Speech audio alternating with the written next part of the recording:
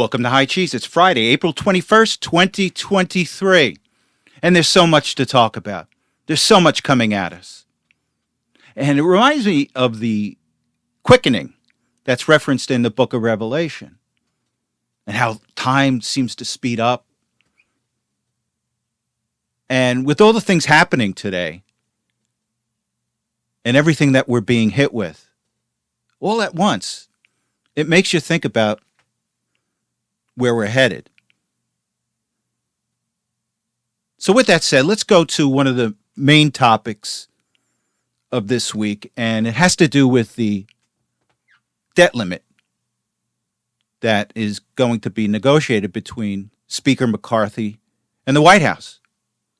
Now, every year the federal government, Congress, puts out a budget, and over the years they've spent more than they take in taxes, and the difference they borrow. And that over the years we've accumulated debt to the point that we're at $32 trillion right now. Dangerous level. And it was a number of years ago that the Congress imposed debt limitations. So they acknowledged years ago that there's a problem, and we want to avoid a problem with too much debt taken on by the federal government. So they passed a resolution that says, look, we'll give you certain caps, certain limitations on what debt you can accumulate. And if you exceed that debt, you have to come back to Congress and we'll approve a higher amount. So again, this has been done a number of times over the year to the point we now have $32 trillion in debt. And Speaker McCarthy and the Republicans that have taken over the House saying, no, we're not going to approve any more debt until the White House comes back to us and tells us what they're going to cut, because this is unsustainable. And the White House says, we're not going to negotiate. You're either going to pass a clean resolution without any cuts, or we'll just create a catastrophe, according to them. So with that said, I just want to go to a clip by Speaker McCarthy. He's on CNBC. He's being interviewed by CNBC. And he kind of puts everything in a proper framework. And quite frankly, I'm pleasantly surprised with McCarthy. But he's got a real challenge on his hand right now. And the Republicans have to stick with him. And at the same time, do not let him give away the House in his negotiation. Now, I don't think he will. I think he's smart enough to realize what the Republicans in Congress want. But let's go to the clip and then we'll come back and discuss. Well, look, 75 days ago, February 1st, I sat down with this president. And I sat down to him and I said, let's work together to be able to deal with the debt ceiling and our economy at the same time. It's the same thing that we've done all in the past, as you've mentioned. And for 75 days, he's ignored us. I want to find a responsible, sensible way to do this. My message upstairs is if the president won't pay attention to this, if he doesn't believe that he can find $1 in savings, Republicans in the next couple weeks will act and send a debt ceiling increase that will limit, save, and grow, that will help us on economics, growth in this country, will cap spending in the future, will pull back, claw back the money we appropriated for COVID but had sat dormant for 2 years. If it was appropriated to help you during COVID and you haven't spent it, it shouldn't be spent afterwards. So find the ways we can save the taxpayer money, find a way that we can grow this economy to become less dependent upon China, curve our spending in the future so we can curve inflation to help every family. And I think that's sensible and responsible. And we'd move the debt ceiling into the next year. If the president doesn't want to take action, we'll send this over to the Senate. So there's been silence from the White House. And this is just indicative of the White House. These people are such amateurs. They have absolutely no negotiation skills. They have an inability to negotiate. And if they had an ability to negotiate, we wouldn't have a war in Ukraine. But the people that we have in Washington, in this administration, they're a bunch of amateurs. They don't understand nuance. They don't understand numbers. They don't understand people. So they just sit tight and freeze. I can't do anything. I don't know how to negotiate. So, what does McCarthy do? He just unveiled his debt ceiling bill, and it aims to cut a big part of Biden's agenda. And again, let me just read an article from CNBC. It says, House Speaker Kevin McCarthy on Wednesday released a plan to raise the debt ceiling by $1.5 trillion for 1 year while attempting to repeal major components of Joe Biden's agenda. McCarthy said the bill, called Limit, Save, Grow Act of 2023, would save American taxpayers $4.5 trillion by limiting discretionary spending, retrieving unspent pandemic-related funds, eliminating Biden's student loan forgiveness plan, and cutting funds earmarked for the Internal Revenue Service. And here's the interesting thing, and this is what Washington, up until recently, has always kind of like obfuscated on. But we see it now with Joe Biden's spending over the past 2 years. They have spent so much money with all these bills, with the Inflation Reduction Act, that they don't have enough time to spend it. So it's just sitting there. So a lot of these bills that they passed, this year we'll spend this much money, next year we'll spend this much money, 2 years from now we'll spend this much money. So what McCarthy wants to do, he goes, all that money that you haven't spent, we're going to claw that back. We're going to claw that back. You're not going to spend it. We're going to save money by not spending that money that was passed. And he's going to eliminate money that Biden set aside for student loan forgiveness. Now that makes sense because likely it's going to get shot down by the Supreme Court. So what McCarthy says, look, we'll give you $1.5 trillion in debt cap relief, but you've got to reduce spending by $4.5 trillion. And let's see where that goes. Now, I want to take you back to this interview because the mainstream media, the talking heads on CNBC, they're trying to spin this whole thing that if we don't pass the debt limit, if Congress doesn't increase the debt limit, we won't be able to pay our debt. We'll default on our debt. And that's an outright lie. Now, let's just look at the basic numbers here. I think in my last episode, I mentioned that we took in $2 trillion, over $2 trillion in the first half of this fiscal year in the federal government. So that extrapolates out to, say, $4.5 trillion for the entire year. And you know what was budgeted in net interest payments for this fiscal year? About $400 billion. $400 billion. That's about 10% of the tax revenue we should bring in this year. So we take in $4 trillion and we can't find $400 billion. That's utter nonsense. Now, what they'll have to do if this goes long term, they'll have to furlough employees to cut expenses while they're negotiating. Maybe not give all this money in foreign aid to countries that don't like us. Maybe cut back on Ukraine. But it's an outright lie when you've got the mainstream media and these talking heads saying, if we can't increase our debt, we won't be able to pay our existing debt. Out of $4 trillion in revenues you take in a fiscal year, you can't find about $400 billion to pay your debt? Well, that's mismanagement right there if you can't do that. And the only way that we don't pay our debt, if we default on our debt, is if Janet Yellen makes an explicit decision not to pay the debt, throwing the financial markets into turmoil. That's the only way that we would default right now, because we have plenty of cash coming in to pay our debt. So with that said, let me go to a clip, because one of these talking heads there, she's trying to, needle McCarthy and say, well, wait a second. We're going to risk defaulting on our debt. So let's go to this clip and then we'll come back and discuss. But there is an appropriations committee and a budget for all of this. The fiscal year ends in the end of September. Why not deal with spending cuts and negotiate with the president there? Why negotiate over the debt ceiling, which is much more dangerous? It's not dangerous at all, especially when you sit down on February 1st. And remember, the budget is different than a debt ceiling. A budget resolution is not like in a state capitol. The budget never even goes to the president. So for the president to say do a budget, that makes no sense. What you want to do is sit down with a debt ceiling, just as America has done. Watch. When President Biden was a senator, 4 times he voted to increase the debt ceiling only if it included fiscal changes.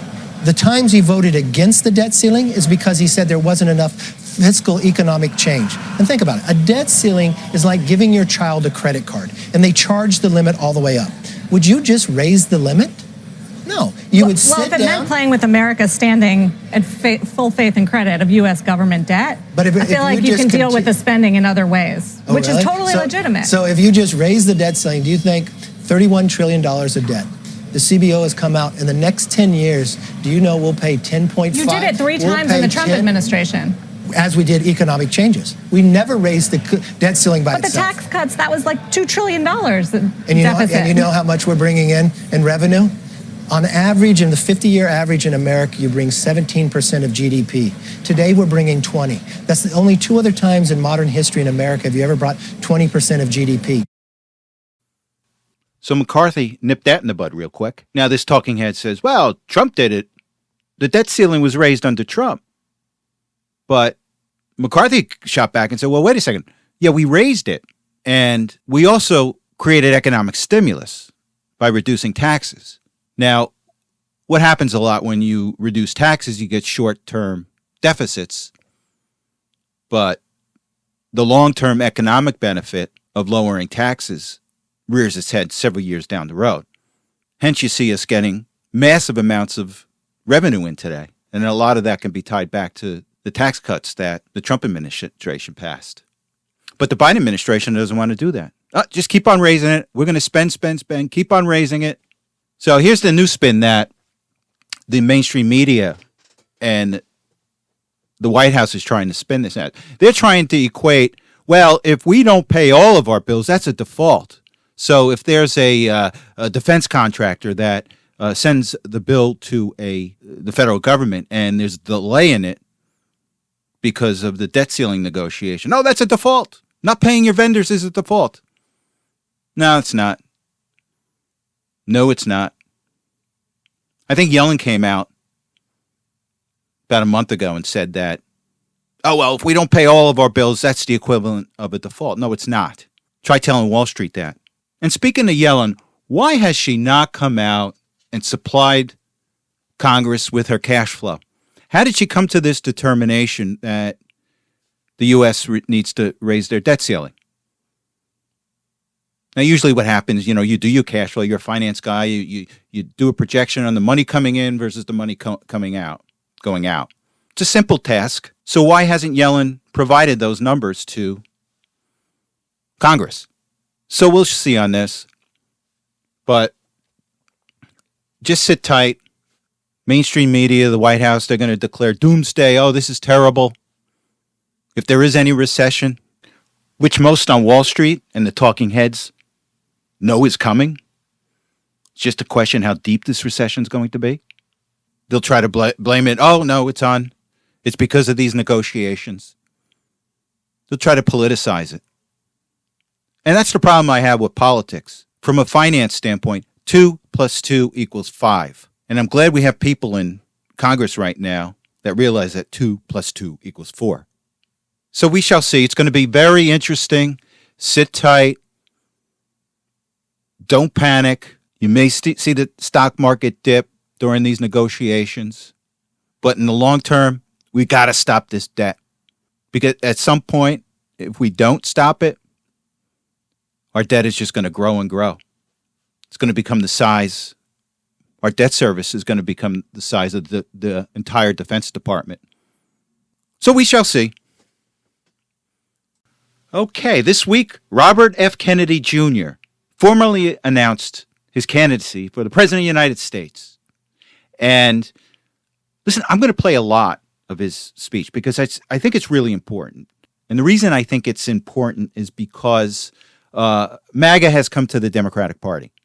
And I think the Biden administration, the people that are operating Biden's so-called re-election campaign, are disturbed by a recent poll that just came out. This is before RFK Jr. actually made this speech. And it's a poll by Suffolk University. And what they found is that 14% of people that voted for Biden are backing RFK Jr. It's not 14% of Democrats or people that self-describe as Democrats. These are actually 14% of people who said they voted for Biden that said they will vote for RFK Jr. Right off the bat. Even USA Today, which commissioned the poll, called it surprising. Again, I'm going to spend a lot of time on RFK Jr. right now. I think I mentioned that before. And like I said, it appears that MAGA has come to the Democratic Party. Let's go to the first clip, and then we'll come back and discuss. To quell the rebellion. So that rebellion was in part against empire, but the speartip of that rebellion was a fury that the colonists had against the merger, the corrupt merger of state and corporate power.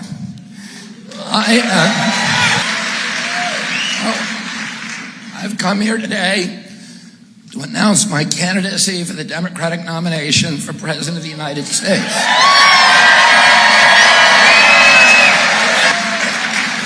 My mission over the next 18 months of this campaign and throughout my presidency will be to end the corrupt merger of state and corporate power that is threatening now to impose a new kind of corporate feudalism in our country, to commoditize our children, our Purple Mountain's majesty, to poison our children and our people with chemicals and pharmaceutical drugs, to strip mine our assets, to hollow out the middle class, and keep us in a constant state of war.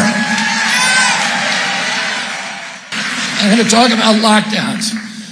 And nobody wants to talk about it, but we need to understand. You know, I grew up at a time, most of my life was at a time that economists call the Great Prosperity. It's when the American middle class between 1945 and 75 grew to be the biggest economic engine on the face of the globe. I mean, we were the economy in the globe. We made everything, and everybody looked to us, not only for goods, but for moral leadership. And we became the most powerful country in the world, unrivaled. And it was and we had a stable democracy with institutions that people trusted, a press that told us the truth, and the destruction that, you know, everybody knows it's an economic and political economic rule. You cannot have democracy in a society where there is high concentrations of wealth and widespread poverty. You need a middle class, or you don't get democracy. And that is a law. That is a law. You cannot do it. You cannot do it unless you have a big middle class, and we had that. But since the early 1980s, there's been a systematic attack on our middle class, and the coup de grace was the lockdown. The lockdown was the biggest shift in wealth in human history. Cataclysm that befell our country.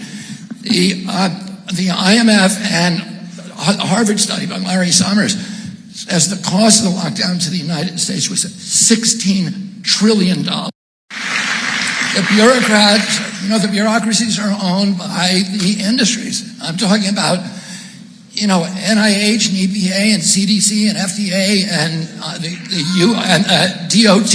A train track wreck would not have happened in East Palestine, except we have a captive agency at DOT. Our food is terrible because the food companies and the pesticide companies own USDA. We're in constant wars because the military-industrial complex, the big contractors, own CIA. And we need to have a national conversation about this war. We need to have a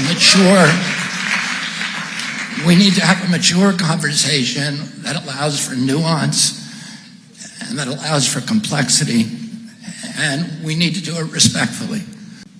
You know, some of the issues that we need to talk about is, number one, is this war in the U.S. national interest? We just need to isolate that question.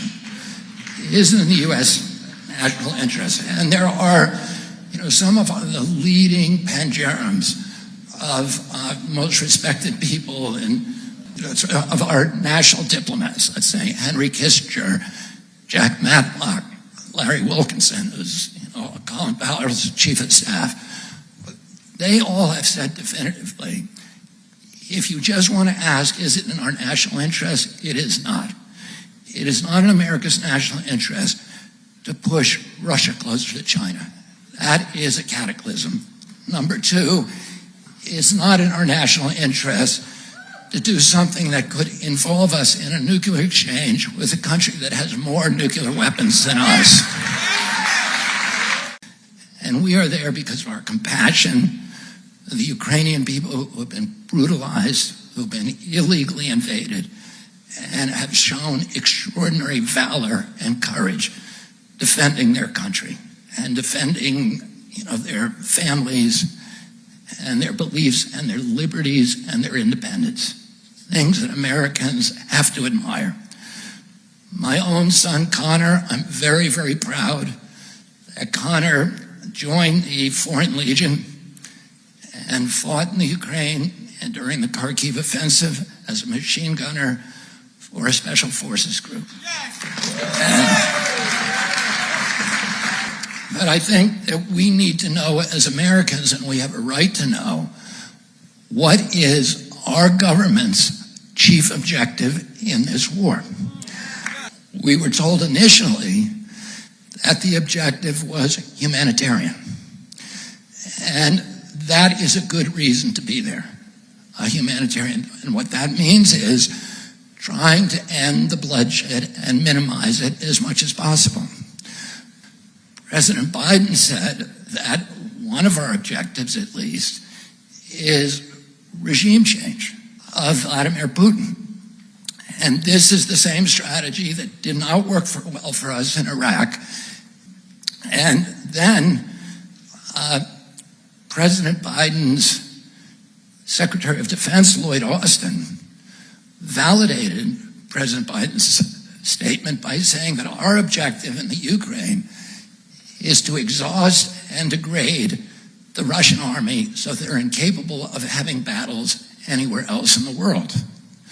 Now, and indeed, many of the steps that we've taken in the Ukraine have seemed to indicate that our interest is in prolonging the war rather than shortening it. So if those are our objectives, to have regime change and exhaust the Russians, that is completely antithetical to a humanitarian mission. If we're there for a humanitarian mission, it means to reduce bloodshed and bring an end to the war quickly.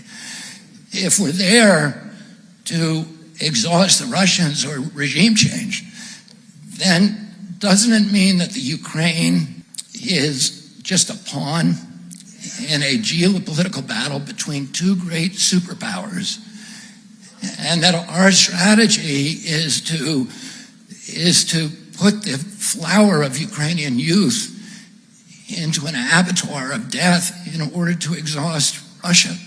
And if that's true, then we need to know about it.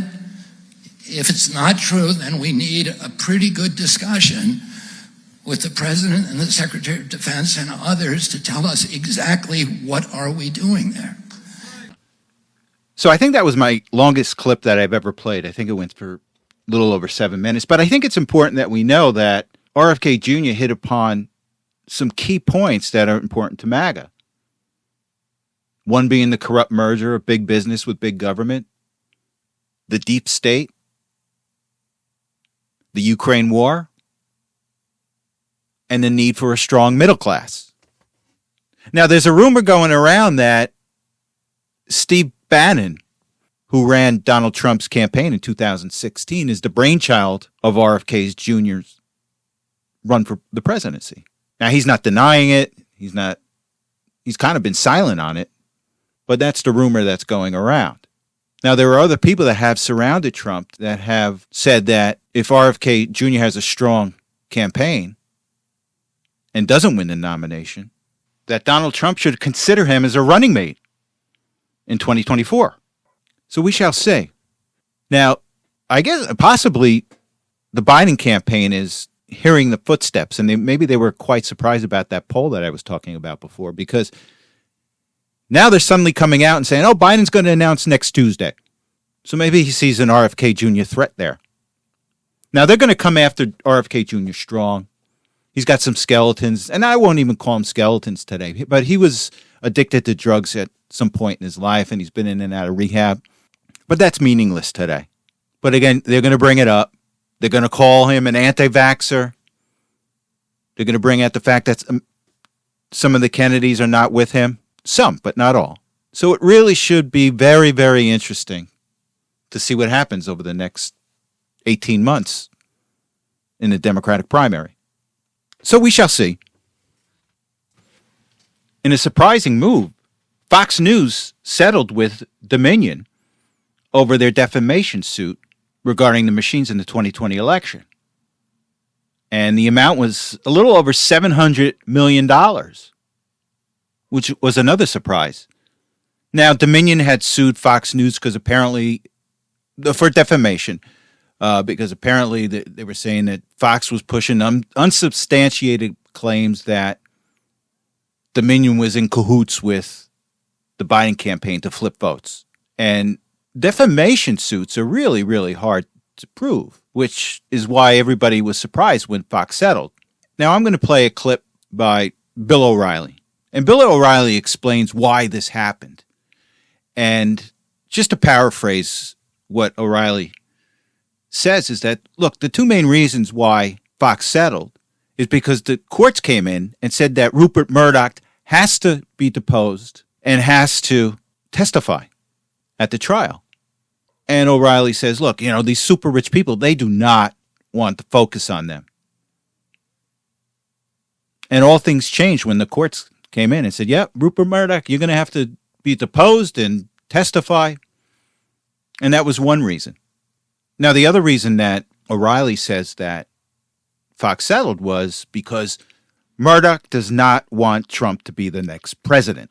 And Murdoch was willing to settle so the mainstream media can have some stories saying, see, Trump was all about lying.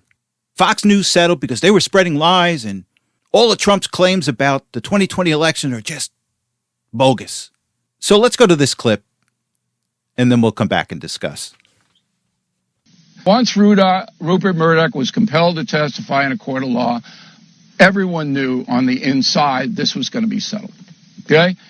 He did not want to go in there. It was a personal thing. He runs that company. What he says goes. He told his lawyers, settle it, try to get the best deal you can get. And that's why it was settled. It had nothing to do with primetime talent, had nothing to do with vision of what the image of Fox News is. He didn't want to go, so they settled it. He's a privileged man. Right. He's a privileged man. Privileged people do not want to be in contentious situations. You know that. So he made the decision. Your reputation. He can certainly make it. He's in charge of it. And that's the decision that he made. But the distraction is going to influence the 2024 presidential election. And that is the big story here. Donald Trump cannot count on Fox News' support as he could in 16 and 20.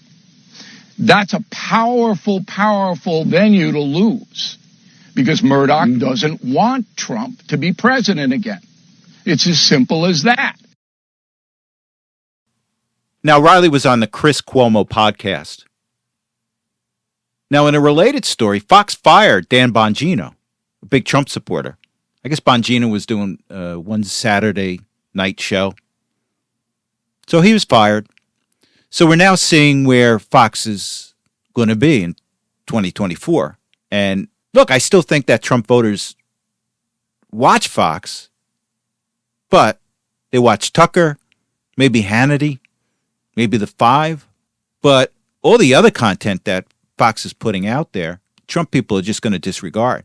Now, the only concern I have is Murdoch going to put pressure on the people at The Five, Tucker Carlson, Hannity, to turn their back on Trump? So it's going to be interesting. Now, I personally feel that Trump can win without Fox. Because here's the thing that people don't understand right there. There's so much Trump support out on the internet. There's so many podcasts like Bannon, all these podcasts that a lot of people don't even know exist. And we're talking millions and millions and millions of people that watch these podcasts on YouTube or Rumble or wherever. And this is the Trump base. Now, there are also these streaming networks that have popped up over the past few years, like Real America's Voice, The Blaze, just two examples. They're pro-Trump.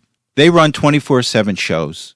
And there's a heck of a lot of Trump supporters that are watching them rather than Fox. Now, would it be nice to have Fox with them?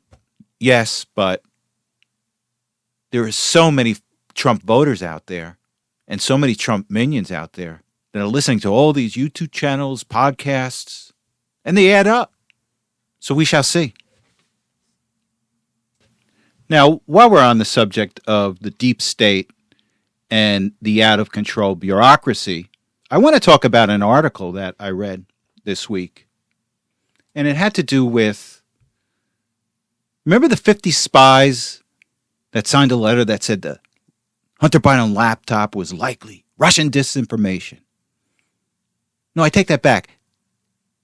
They said it was Russian information. And it was portrayed in the press as Russian disinformation. Remember that? So let me read a story here from the Daily Mail. And the headline says, ex-acting CIA director reveals he had 50 spies sign a letter saying Hunter Biden's laptop was Russian disinformation to help Joe win the presidential election. Morrill was the former acting CIA director, serving for 2 months in 2011 and 4 months in 2013. He retired from the CIA in September of 2013. Morrill was asked by Anthony Blinken, then a senior campaign official, to help rally former intel chiefs to say Hunter Biden's laptop was Russian disinformation. Morrill recently testified before the House Judiciary Committee and said he coordinated a letter because he wanted to help Joe Biden's electoral chances. So again, we've got the deep state operating against Donald Trump. We've got the deep state operating against you and me. And here's what gets me. You've got a high-ranking political operative in Anthony Blinken.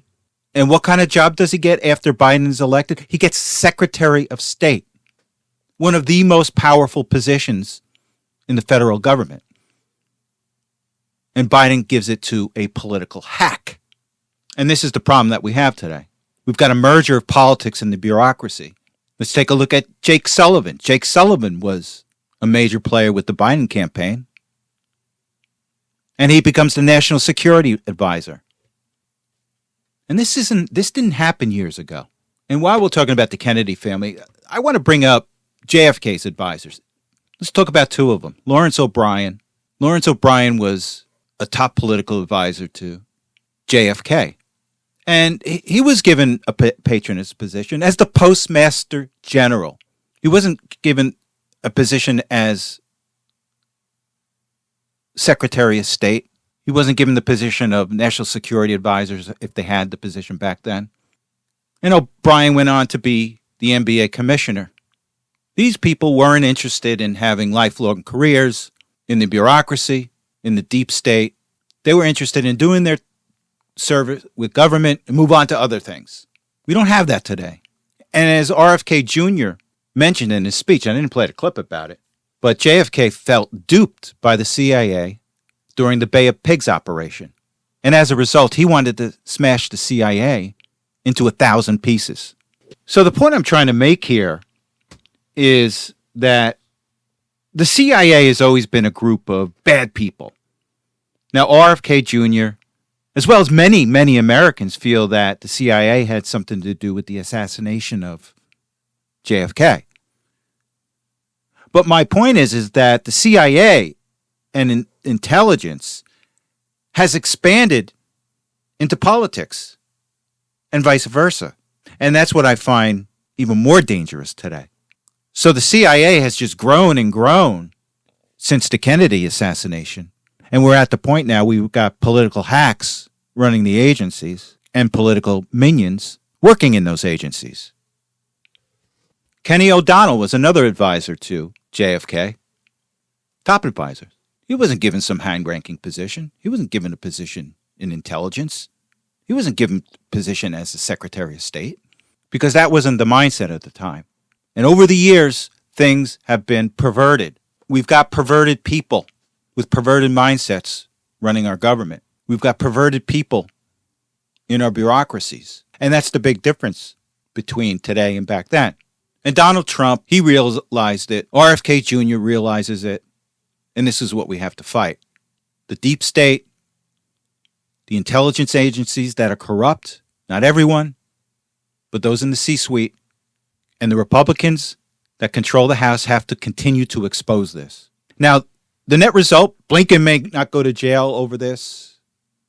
Jake Sullivan may not go to jail over any of this. But we know, and we have to let everybody else know because our anger has to rear its head in 2024. So we shall see. And while we're on the subject of the swamp, there's an article here I want to read, and it's been flying below the radar screen, and I'm not sure if a lot of people know about it, but it has to do with the DEA Administrator, Ann Milgram, who is the former Attorney General in the state of New Jersey. And the DEA is being investigated for awarding no-bid contracts to hire past associates and friends.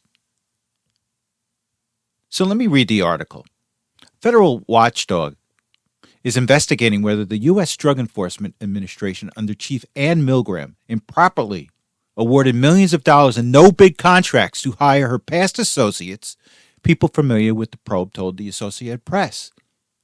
Among the contract spending under scrutiny by the Justice Department's Office of Inspector General is $4.7 million for strategic planning and communication that was used in part to hire people Milgram knew from her days as New Jersey's Attorney General and as a New York University law professor at cost far exceeding pay for government officials.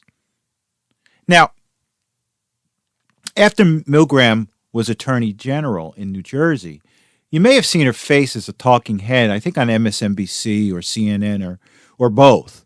And so you know she's swampy, and you know she's compromised.